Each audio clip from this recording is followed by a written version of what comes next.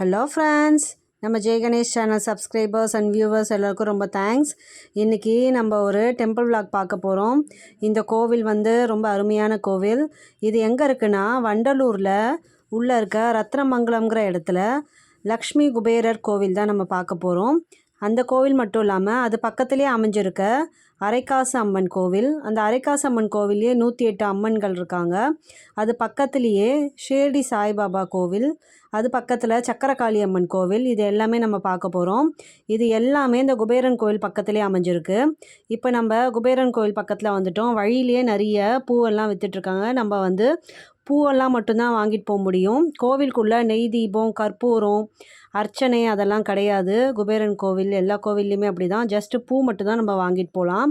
அதை மட்டும் நம்ம வாங்கிட்டு போய் அங்கே ஒரு பூக்குன்னு ஒரு கூடை மாதிரி வச்சுருப்பாங்க. அதெல்லாம் நம்ம தனியாக பிரித்து வச்சிடலாம். குபேரன் கோவிலுக்குள்ளே பார்த்திங்கன்னா உள்ளே நுழைஞ்ச உடனே எதிர்க்க வந்து குபேரனும் தனது மனைவி சித்திரலேகாவும் காட்சி அளிக்கிறாங்க. குபேரனுக்கு மேலே லக்ஷ்மி இருக்காங்க. நம்ம முதல்ல லெஃப்ட் சைடு போய் விநாயகரெல்லாம் பார்த்துட்டு அங்கே 16 விநாயகர் இருக்கார். லக்ஷ்மி கணபதி, அதே மாதிரி ஒவ்வொரு கணபதிக்கும் ஒரு பேர் இருக்குது. எல்லா கணபதிக்கும் நம்ம அருகம்புல் வாங்கிட்டு போய் கொஞ்சம் கொஞ்சம் அருகம்புல்லை வச்சுட்டு சுற்றி நவகிரகங்கள், குபேரலிங்கம், செல்வமுத்துக்குமரன், ஆஞ்சநேயர், அப்புறம் வந்து ராமர் எல்லா சன்னதி இருக்குது. அதெல்லாம் பார்த்துட்டு வரலாம். சைடில் பார்த்திங்கன்னா பிரம்மா, சரஸ்வதி தேவி இருக்காங்க. நம்ம குழந்தைங்களை அழைச்சிட்டு போகும்போது நம்ம குழந்தைங்களுக்கு அந்த சரஸ்வதி தேவி கிட்ட பச்சை கலரில் கயிறு வச்சுருப்பாங்க. அதை நம்ம குழந்தைங்களுக்கு கட்டி விட்டு அங்கே குழந்தைங்களுக்கு பென்னோ இல்லை நோட் புக்கோ கொடுப்பாங்க. இது வந்து எல்லா நாளுமே நடக்கும். நம்ம எப்போ போனாலும் நம்ம குழந்தைங்களுக்கு அங்கே நம்ம குழந்தைங்க பேர் எழுத சொல்லுவாங்க. எழுதிட்டு அந்த மாதிரி கயிறும் பென்னோ இல்லை நோட் புக்கோ ஏதாவது ஒன்று கொடுப்பாங்க. இங்கே வந்து சொர்ணாகர்ஷ்ண பைரவர் சன்னதி இருக்குது. இந்த மாதிரி நம்ம கோவிலை சுற்றி வரும்போது ஒவ்வொரு சன்னதியாக பார்த்துட்டே வரலாம். வெங்கடாஜலபதி சன்னதி இருக்குது. ஒவ்வொரு சன்னதியாக பார்த்துட்டு வரும்போது இது வந்து அந்த சீன குபேரர் சொல்லுவாங்க இல்லையா, அந்த லாஃபிங் புத்தான்னு சொல்லுவாங்க. அந்த சிலை வச்சுருக்காங்க. அதை சுற்றி ஃபுல்லாக தண்ணியெல்லாம் வச்சுருக்காங்க. அங்கே வந்து உண்மையான அந்த ஆமையெல்லாம் இருக்குது, மீனெல்லாம் அதுக்குள்ளே இருக்குது. அங்கே வந்து அந்த குபேரனோட அந்த லாஃபிங் புத்தாவோட வயிற்றில் நல்லா அப்படி தடவி விட்டால் நமக்கு அதிர்ஷ்டம் கிடைக்கும்னு சொல்லிட்டு சொல்லப்படுது. அங்கே போகும்போது அந்த தண்ணியில் ஏதாவது காயின்ஸ் போட்டு அந்த லாஃபிங் புத்தாவோட வயிற்றில் தடவும் போது நமக்கு அதிர்ஷ்டம் கிடைக்கும் அப்படின்னு சொல்லிட்டு எல்லாரும் அதோட வயிற்றை நல்லா தடவி விட்டு வராங்க. அதே மாதிரி ஒவ்வொரு சன்னதியாக பார்த்துட்டு வரும்போது அங்கே வந்து அறுபடை முருகரோட சன்னதியும் இருக்குது. அதையும் பார்த்துட்டு வரலாம். கோவில் ஃபுல்லாகவே பார்த்திங்கன்னா அந்த பனை மாலையால் நிறைய டெக்கரேஷன்லாம் பண்ணி வச்சுருக்காங்க. கோவிலுக்கு உள்ளேயே வந்து குபேரன் சிலை, குபேரன் படம், குபேரன் கயிறு, குபேரன் விளக்கு சொல்லிட்டு இது எல்லாமே கோவிலுக்குள்ளேயே சேல் பண்ணுறாங்க. வேணுங்கிறவங்க அந்த கோவிலுக்குள்ளேயே அவங்கக்கிட்ட கேட்டு வாங்கிக்கலாம். இங்கே வந்து குபேரனுக்கு தீபாவளி அன்னைக்கு சிறப்பான வழிபாடு நடைபெறுது. அதே மாதிரி அக்ஷய திருதி அன்றைக்கும் சிறப்பான வழிபாடு நடைபெறுது. இந்த கோவிலோட டைமிங்ஸ் என்னென்னா மார்னிங் 6 o'clockலேருந்து மத்தியானம் 1 மணி வரைக்கும் திறந்து வச்சுருக்காங்க. அதே மாதிரி ஈவினிங் 4 to 8 இருக்கும். போகிறவங்க இந்த டைமிங் பார்த்துட்டு போகலாம். இங்கே கொடுக்குற பச்சை குங்குமம் ரொம்ப விசேஷமானது. விசேஷ நாட்களில் இங்கே டைமிங் கொஞ்சம் மாறுபடும். அதுக்கேற்ற மாதிரி நம்ம போகணும். இந்த கோவில் ராஜலக்ஷ்மி குபேராங்கிற ட்ரஸ்ட்டால் நடத்தப்படுது. குபேரனுக்கு ஒரு கதை உண்டு. ஒரு முறை குபேரன் சிவபெருமானை நோக்கி தவம் பண்ணிட்டு இருந்தப்போ குபேரனோட தவத்துக்கு மகிழ்ந்து சிவபெருமானும் பார்வதி தேவியும் தரிசனம் கொடுத்தாங்க. அப்போது பார்வதி தேவியோட அழகை பார்த்ததுமே குபேரனோட ஒரு கண் வந்து துடிச்சுது. அதை பார்த்தோன்னே பார்வதி தேவி கோவப்பட்டு குபேரனோட ஒரு கண் வந்து வெடிக்கட்டும் சொல்லி சாபம் கொடுத்தாங்க. அப்போ வந்து குபேரன் தனது தவறை உணர்ந்து சிவபெருமான்கிட்டையும் பார்வதி தேவிக்கிட்டையும் மன்னிப்பு கேட்ட உடனே சிவபெருமானும் பார்வதி தேவியும் குபேரனை மன்னிச்சு குபேரனோட ஒரு கண் வந்து மீண்டும் சிறியதாக வளரும்னு சொல்லி அவங்க வந்து வரம் கொடுத்தாங்க. அதனால் குபேரனோட ஒரு கண் சிறியதாகவும் ஒரு கண் பெரியதாகவும் தான் இருக்கும்.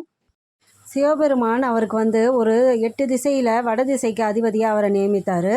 மகாலட்சுமி வந்து அவரை செல்வத்துக்கு பொறுப்பாளராக அவங்கள நியமித்தாங்க. அதாவது குபேரன் வந்து செல்வத்துக்கு அதிபதி கிடையாது, மகாலட்சுமி தான் அதிபதி. குபேரன் வந்து மகாலட்சுமியோட செல்வத்தை கண்காணிக்கிற ஒரு பொறுப்பாளர்னு சொல்லலாம். இது வந்து நாங்கள் கோவில் போயிருந்த அன்னைக்கு ஒரு பூஜை நடந்தது. அந்த பூஜைக்கு வந்து டிக்கெட் வந்து 100 rupees ஒரு ஆளுக்கு. இப்போ குழந்தைங்க இருந்தாங்கன்னா நம்ம குழந்தைங்களையும் கூட கூட்டிகிட்டு போய்க்கலாம். அவங்களுக்கு டிக்கெட் கிடையாது. 2 பெரியவங்க இருந்தாங்கன்னா 2 பேருக்கு 200 ரூபாய் பே பண்ணோம். அந்த பூஜைக்கு ஒரு பேக் கொடுத்தாங்க 100 rupees கட்டின உடனே. அதில் வந்து இந்த மாதிரி 5 ரூபாய் காயின், குபேரர்கிட்ட வச்சு பூஜை பண்ண 5 ரூபாய் காயினும் வெள்ளி தாமரையும் இருந்தது சின்னதாக. அப்புறம் குபேரனோட மாத இதழ், குபேரன் கோவிலோட மாத இதழ், குபேரன் போட்ட ஒரு கீ செயின், குபேரனோட பச்சை குங்குமம், கொஞ்சம் தாமரை மலர்கள். இதான் அந்த பேக்கில் இருந்தது. நம்ம இதெல்லாம் எடுத்துகிட்டு போய் நம்ம சுவாமி பக்கத்தில் உட்கார சொல்லுவாங்க. அங்கே குபேர முத்திரையை இப்படி விரல்களால் வச்சுக்க சொல்லுவாங்க. அதுக்கப்புறம் நம்ம குபேரனுக்கு 2, 3 மந்திரம் சொல்லிக் கொடுப்பாங்க. அதையும் சொல்லிவிட்டு குபேரனை வேண்டிட்டு அவங்க காசை அப்படி தூக்கி போடும்போது அந்த சத்தம் வரும் இல்லையா, அது குபேரனுக்கு ரொம்ப பிடித்தமான சத்தங்கிறதுனால அதை அது மாதிரி செய்வாங்க. இங்கே அமாவாசை பௌர்ணமிலெலாம் சிறப்பான வழிபாடு நடைபெற்று வருது. குபேரனுக்கு உகந்த நாட்கள் பார்த்திங்கன்னா அது வியாழக்கிழமை தான். அன்றைக்கி நம்ம குபேர பூஜை பண்ணுறதுனால நமக்கு சகல சம்பத்தும் கிடைக்கும். திருப்பதி வெங்கடாஜலபதிக்கே குபேரன் தான் கடன் கொடுத்தாரு அவரோட கல்யாணத்துக்காக. அதனால் இன்னுமே வந்து குபேரனோட கடனை பெருமாள் அடைச்சிட்டே இருக்காரு அப்படின்னு சொல்லிட்டு ஒரு நம்பிக்கை இருக்குது.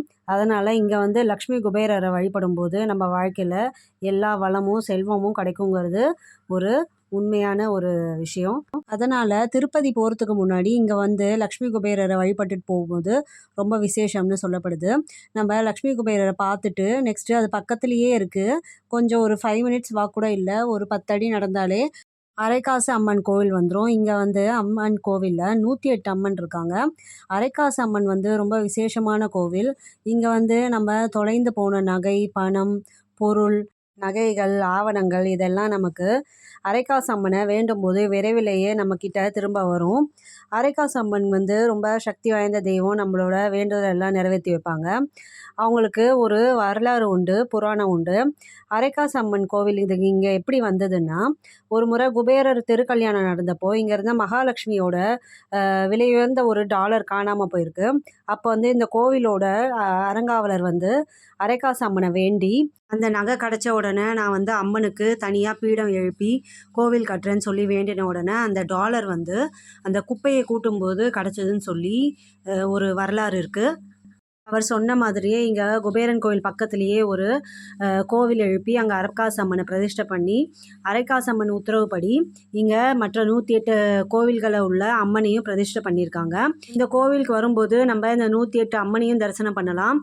எல்லா ஊர் அம்மனையும் இங்கே பிரதிஷ்டை பண்ணியிருக்காங்க. மாங்காடு காமாட்சி, காஞ்சிபுரம் காமாட்சி, மதுரை மீனாட்சி, காசி விசாலாட்சி, அப்புறம் கொல்கட்டா காளியிலேருந்து எல்லா வகையான அம்மன் எல்லாமே நம்ம இங்கே தரிசனம் பண்ணலாம். இங்கே வந்து ஸ்ரீ சுயம்வர பார்வதி அம்மன் இருக்குது. சுயம்வர பார்வதி அம்மன் வந்து சிவலிங்கத்தை இப்படி கட்டி பிடிச்சிட்டு இருக்க மாதிரி இருக்கும்.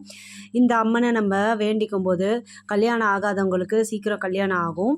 இந்த மாதிரி 108 அம்மனையும் நம்ம பார்த்துட்டு கோவிலை சுற்றிட்டு வந்து அரைக்காசு அம்மனையும் தரிசனம் பண்ணிட்டு வரும்போது இங்கே சீட்டு வச்சுருக்காங்க, அம்மன் அருள்வாக்கு சீட்டுன்னு. நம்ம மனசில் என்ன கோரிக்கை வச்சு அந்த சீட்டை எடுக்கிறோமோ அந்த சீட்டை, அந்த அருள்வாக்கு இருக்க சீட்டை அவர் படித்து காமிப்பார். நம்ம மனசில் இருக்க கோரிக்கைக்கு அதில் பதில் கிடைக்கும். அதுக்கு வந்து 10 ரூபா வந்து சார்ஜ் பண்ணுறாங்க. அதை தவிர நம்ம காணிக்கை எவ்வளோ வேணுமோ அந்த உண்டியலில் கொடுக்கலாம். அதுக்கான பதில் அங்கே கிடைக்கும்னு, அம்மனோட அருள்வாக்கு அங்கே கிடைக்கும்னு சொல்லப்படுது. இந்த கோவிலுக்கு வெளியில் பார்த்திங்கன்னா கோசாலை இருக்குது. அங்கே பசுமாடு, கன்று, ஆட்டுக்குட்டி, குதிரை அதெல்லாம் வச்சு பராமரிச்சுட்டு வராங்க. நம்ம வந்து கோவிலில் இந்த வெல்லம் வாங்கி கொடுக்கலான்னு சொல்கிறாங்க. ஆனால் இப்போ அதெல்லாம் அலோவ் பண்ணுறதில்ல. அது பதில் அன்னதானத்துக்கு இல்லைன்னா நன்கொடையாகவும் வந்து நம்ம பணமாக கொடுக்குறத அவங்க ஏற்றுப்பாங்க. அரைக்காசு அம்மனோட தரிசனம் முடிச்சுட்டு அம்பாவை நம்ம மனதார வேண்டி நம்ம பிரார்த்தனையெல்லாம் அங்கே வச்சுட்டு வந்துச்சு.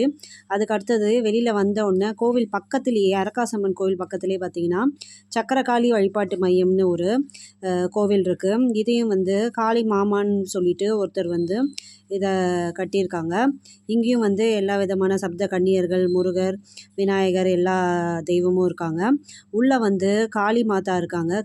இங்கே இருக்க அம்பாள் வந்து அவ்வளோ அழகு, அவ்வளோ அமைதியாக இருக்குது இந்த கோவில் பார்க்குறதுக்கு. இங்கே உட்காந்து தியானம் பண்ணலாம், அவ்வளோ சூப்பராக இருக்குது. ரொம்ப அமைதியான இடம்.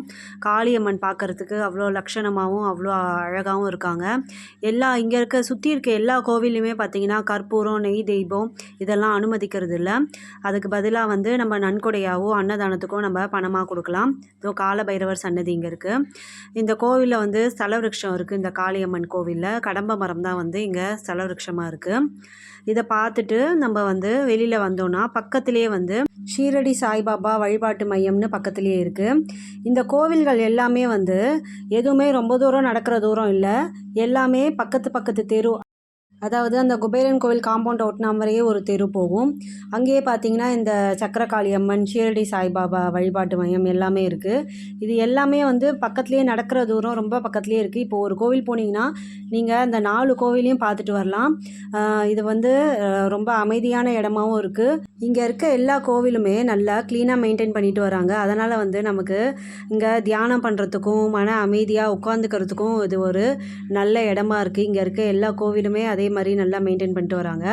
இந்த பாபா கோவிலில் பார்த்தீங்கன்னா ஒவ்வொரு மாதமும் வர பௌர்ணமியில் மாலை 5 மணிக்கு ஸ்ரீ சத்யநாராயண பூஜை பண்ணி பாபாவோட ஃபோட்டோ போட்ட ஒரு வெள்ளி டாலரை பூஜையில் வச்சு அதை வந்து பூஜையில் கலந்துக்கிறவங்களுக்கு பிரசாதமாக கொடுக்குறாங்க. இந்த பௌர்ணமி பூஜையில் கலந்துக்கிற விருப்பம் இருக்கவங்க முன்னாடியே அந்த கோவிலை காண்டாக்ட் பண்ணி அவங்கக்கிட்ட நம்ம சொல்லி அதுக்கான பே பண்ணிட்டோன்னா அதுக்கேற்ற மாதிரி அவங்க ரெடி பண்ணி வச்சுருவாங்க. இங்கே உள்ள கோவிலில் எல்லா கோவில்லையுமே விசேஷமான பூஜைகள்லாம் நடைபெற்று வருது. அதுக்கான டிக்கெட்ஸ்லாமும் அங்கே அவைலபிளாக இருக்குது. நம்ம வந்து வரும்போது அதெல்லாம் கேட்டு பண்ணிவிட்டு இங்குள்ள தெய்வங்களோட பரிபூரண அனுகிரகத்தை நம்ம பெறலாம்.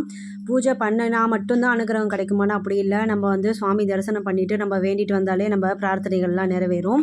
நாங்களும் போய் எல்லா சுவாமியும் பார்த்துட்டு இங்கே இருக்க ஒவ்வொரு கோவிலையும் போய் பார்த்துட்டு மனநிறைவோட நாங்களும் வந்து வேண்டிட்டு வந்தோம். உங்களுக்கு இந்த வீடியோ பிடிச்சிருக்குன்னு நினைக்கிறேன். இன்ஃபர்மேட்டிவாகவும் இருந்திருக்கும்னு நினைக்கிறேன். இந்த வீடியோ உங்களுக்கு பிடிச்சிருந்தா லைக் பண்ணுங்கள், ஃபேமிலி அண்ட் ஃப்ரெண்ட்ஸோட ஷேர் பண்ணுங்கள், மறக்காமல் சப்ஸ்கிரைப் பண்ணிடுங்க ஃப்ரெண்ட்ஸ். பாய்.